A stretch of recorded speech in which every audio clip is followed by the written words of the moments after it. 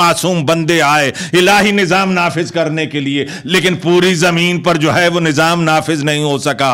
जब नाफिज नहीं हो सका, जुल्म बढ़ता गया। इब्लीस ने जो कहा था कि मैं उग़वियन्नहुम अजमईन, अक्सरियत को गुमराह करूंगा, सिर्फ थोड़े से बंदों को जो है वो बच जाएंगे, तो खुदा ने तरदीद नहीं की थी उसके इसके दावे की।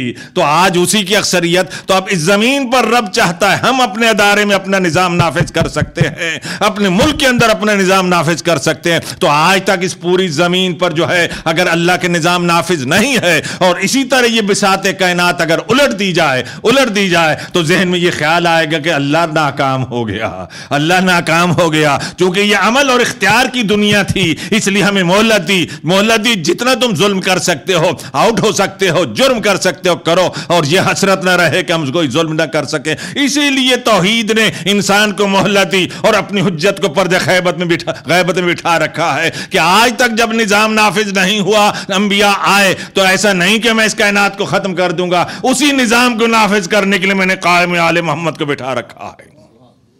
वो आएंगे जब पूरी जमीन पर मेरा निजाम नाफिज करेंगे। तुम अमन चाहते हो तो अमन नहीं मिलता है कहीं, जब अमन नहीं है, जुल्म है, बदअमनी है, आज तक पूरी जमीन पर अमन नहीं है, तो वो ऐसा अमन कायम करने के लिए आएगा जब वो निजाम नाफिज करेगा। तो तौरात कहती है कि ऐसा अमन कायम होगा, इस वक्त भी तौरात में है कि आखिर वक्त में ऐसा अमन कायम होगा, आने वाला निजात दहिंदा जो है, तो शेर और बकरी एक घाट पर पानी पिएंगे, शेर भी घास खाएगा, अपनी खुराक छोड़ देगा, हर दरिंदा जो अपनी फितरत को बदल देगा।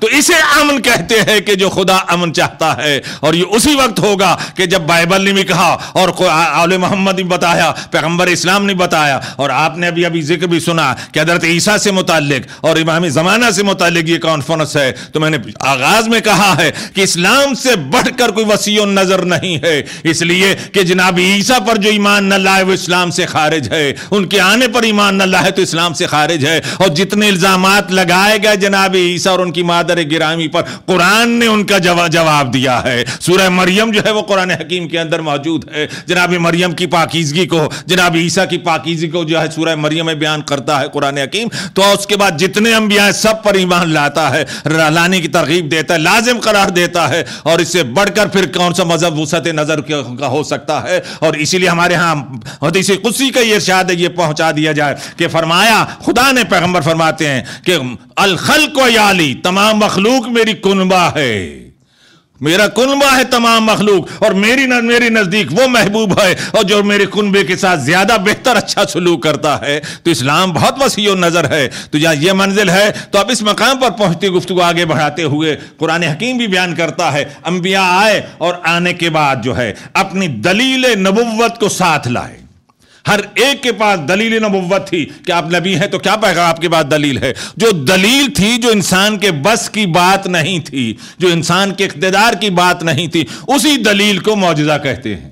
तुम कहते हो क्या दलील है, जनाब मूसा के पास वो असा डालते हैं, असा अजदहा बन जाता है, अजदहा बनने के बाद वो रस्सियों को निगल जाता है, और जब उठाते हैं तो उसके बाद वैसे का वैसा असा नजर आता है। ये तुम कर सकते हो, लेकिन अजीब जुमला अर्ज कर दूं, ये मूसा का कमाल था कि लकड़ी असा जो है अजदहा बना, उठाया तो रस्सियों को निगला। ये आले मोहम्मद का कमाल है कि कालीन की तस्वीर को शेर बनाया, और शेर जो है वो उस जादूगर को खा गया और फिर तस्वीर बन गया वही शेर। तो यहां शय नहीं है, शय बन गई, शय थी लाशय बन गई। ये आले मोहम्मद की इमामत का कमाल है। तो अब इस मकाम पर जहां मूसा का कमाल क्या था, दलील नबुव्वत ये थी कि असा है, जद बैजा है, और मारते थे दरिया में रास्ते बन गए। मूसा नबी हो, क्या कमाल है, हम मुर्दों को जिंदा करते हैं, बीमारों को शिफा देते हैं, मबरूस और मजलूम उनको शिफा अता करता हूं, नाबीना को बिनाई अता करता हूं, ये कोई आम नहीं कर सकता है। तो ये मौजज़ा है, तो दलील नबुव्वत है। तो जब दलील नबुव्वत अंबिया के साथ साथ ही इधर नबी गए, उनकी दलील भी साथ गई। नबी गए दुनिया से तो उनकी दलील नबुव्वत भी साथ गई। क्यों? इसलिए कि उन अंबिया की नबुव्वत का दायरा महदूद था, वक्त के लिहाज से महदूद था, اور اس کے ساتھ افراد کے لحاظ سے محدود تھا. تو جتنے انبیاء آئے دنیا سے گئے ان کے معجزات اس لیے چلے گئے کہ محدود وقت کے لیے آئے تھے, محدود جو اقوام کے لیے آئے تھے, اور جس نبی کی نبوت قیامت کی حدود کو ٹچ کر رہی تھی, جس کی رسالت قیامت تک مل رہی تھی, عالمین پر احاطہ رکھتی تھی, تو ضرورت تھی کہ وہ ایسا معجزہ چھوڑ کر جائیں جو قیامت تک شان اعجازی کے ساتھ باقی رہ کر پیغمبر کی نبوت کی گواہی دیتا ہو نظر آئے. اسی معجزے کو قرآن حکیم کہتے ہیں. تو قرآن حکیم تو انبیاء کی تاریخ یہ گواہی دیتی ہے کہ انبیاء گئے, ان کے معجزات بھی ساتھ ساتھ گئے. پیغمبر کا یہ معجزہ جب باقی ہے, تو جب معجزہ نما نبی تھا, موسیٰ معجزہ نما تھے, جب تک تھے معجزہ رہا, عیسیٰ معجزہ نما تھے, جب تک تھے ان کے معجزات رہے, گئے تو معجزات بھی ختم ہو گئے. معلوم ہوا کہ نبی جب جاتا ہے تو معجزہ بھی ساتھ چلا جاتا ہے. تو اب جہاں معجزہ باقی ہے تو مان لیجئے کہ معجزہ نما کا وجود بھی باقی ہے, معجزہ نما کا وجود بھی باقی ہے. اور اسی لیے جو ہے پیغمبر نے بھی فرمایا تھا کہ دو چیزیں چھوڑے جا رہا ہوں, قرآن اور اطرت و اہل بیت. جو ہے یہ قرآن معجزہ ہے, میرے اہل بیت جو ہے صاحبان اعجاز ہیں. اور اس لیے ہر زمانے میں جب قرآن باقی ہے, ہر زمانے کے لحاظ سے وہ معجزہ نما کا بھی وجود رہا ہے. اور معجزہ نما 12 تھے, اور 12 کی اہمیت یہ ہے کہ صحیح بخاری کی حدیث ہے کہ عبداللہ ابن عمر کہتے ہیں کہ جب یزید تخت نشین ہوا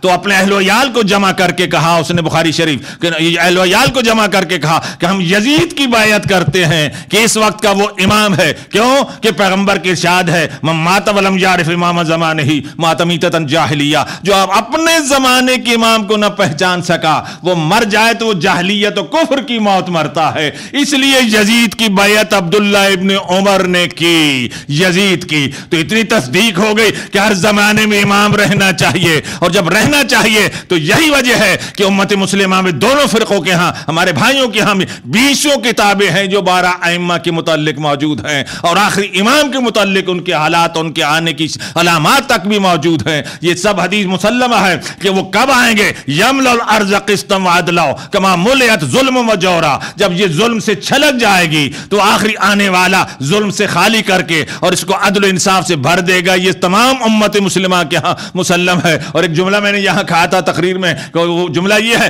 کہ پیغمبر کے بعد 12 اماموں کا جو سلسلہ شروع ہوا, تو جس کا امامت جو منصوص امامت کا سلسلہ جاری ہوا وہاں کسی نے نبوت کا دعویٰ نہیں کیا. یعنی عقیدہ امامت دلیل ختم نبوت ہے.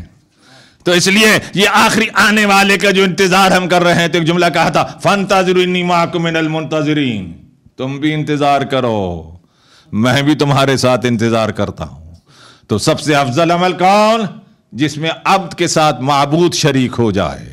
رب ہمارے ساتھ شریک ہے اس عمل کے اندر. جن پر درود بھیجنے شریک ہے, ان انتظار بھی انہی کا کر رہا ہے. درود آل محمد پر بھیجے, انتظار کسی اور کا کرے, ایسا نہیں ہو سکتا ہے. تو اب سب سے افضل عمل جو ہے اس دور کے اندر, حدیث کے اندر جو ہے انتظار جو ہے آنے والے کا. اور جب انتظار ہے تو اپنے نفس کو تیار بھی کرنے کا ہے, باطن کے اندر خلوص بھی پیدا کرنا ہے, حلال و حرام کی تمیز بھی رہنی ہے, عجز و انکساری بھی رہے. وہ آنے والا آئے گا, سب منتظر ہیں, جناب عیسیٰ کے آنے کے منتظر ہیں. عیسائی, یہودی جناب غالباً عزیر کے ان کے آنے کے منتظر ہیں. ہر ایک قوم منتظر ہے کسی نجات دہندہ کی. سب جتنے ہندوؤں کا میں نے عرض کیا کہ 12 اوتار ہیں, 11 آ چکے ہیں, 12واں آ کر گناہوں سے پاک کر دے گا زمین کو. تو پوری مذاہب کی دنیا ایک نجات دہندہ کی جو ہے منتظر ہے, جو آ کر یہاں الہی نظام نافذ کرے گا. اور اسی نجات دہندہ کو امام مہدی علیہ السلام کہتے ہیں, قائم آل محمد انہی کو کہتے ہیں. اور تمام تبرکات انبیاء ان کے پاس ہوں گے. ان کے پاس عصائے موسیٰ بھی ہوگا, انگشتر سلیمان بھی ہوگی, وہ حجر موسیٰ بھی ان کے پاس ہوگا, تو حجر موسیٰ بھی ہوگا. اور اس کے بعد ایک بیچ میں کہیں سوال آیا تھا, اس کو میں ذرا عرض کر دوں کہ عجیب بات ہے کہ آج انسان جو اس منزل تک پہنچ چکا ہے ترقی کرتے ہوئے, کہ اگر ایک چپ, میں نے کہیں ذکر کیا تھا, چپ لگا دیا جائے, اگر 1 کھرب بھی آدمی ہو ان کے فٹ کر دیا جائے, اس کی یہاں فٹ کر دیا جائے کلائی کے اندر یا کہیں بھی, تو 1 ارب آدمی جہاں جہاں ہوں گے غاروں کے ہوں یا سینٹر کے اندر جو ہے ان کی تمام کو جو ہے دیکھا جائے گا، دیکھا جا سکتا ہے، ان کی لائف کو ریکارڈ کیا جا سکتا ہے، چاند تک پہنچ جائے تو اگر وہ ہے اس کے اندر فٹ ہے وہ چپ جو ہے وہ پرزا، تو وہ وہاں کے یہاں وہ اس کو دیکھ سکتے ہیں۔ تو انسان اتنی ترقی کر سکتا ہے کہ اندر ایسا کوئی کر دے تو جتنے کاربن انسانوں کے وہ چلا تھا یہ تحریک، اس کے بعد ابھی کمپلیٹ نہیں، اس کو روک دیا گیا، تو یہ سارے جو گھروں میں جب پہنچ جائے دیکھ سکتا ہے ان کے اندر نفس، اور چاند تک جو پہنچ کے چل رہے تھے، زمین پر بیٹھنے والے ان کی دل کی دھڑکنوں کو دیکھ رہے تھے، خون کی رفتار کو دیکھ رہے تھے، تو جب یہ انسان اتنی ترقی کر سکتا ہے تو پردہ غیبت میں رہنے والا ہمارے اعمال کو کیوں نہیں دیکھ سکتا؟